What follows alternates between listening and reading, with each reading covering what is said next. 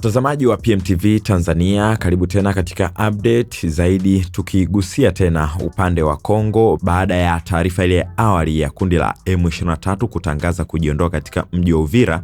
Wametoa tena taarifa nyingine ya kuwataka raia wa Kongo warejee makwao, ambapo msemaji wa kundi la M23 Lawrence Kanyuka amewataka raia wa Jamhuri ya Kidemokrasia ya Kongo waliokimbilia nchi jirani kurejea nyumbani, akidai kuwa hali ya usalama kwa sasa ni shwari katika mji wa Uvira mkoani Kivu Kusini.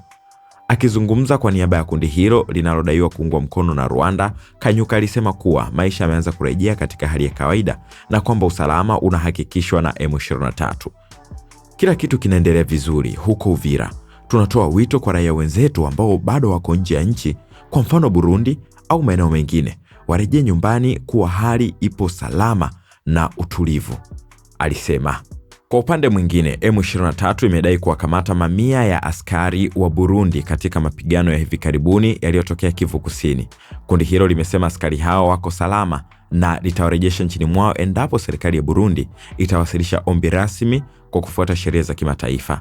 Hata hivyo, mapigano yanaendelea kushuhudiwa katika baadhi ya maeneo mashariki mwa Kongo, hali iliyosababisha Marekani kuishutumu serikali ya Rwanda kwa kukiuka makubaliano ya Washington.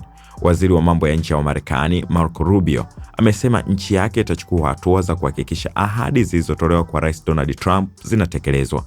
Wakati huo huo, shirika la kimataifa la kutetea haki za binadamu, Human Rights Watch, limetoa tahadhari kuhusu usalama wa raia kufuatia mji wa Uvira kudaiwa kuangukia mikononi mwa waasi wa M23.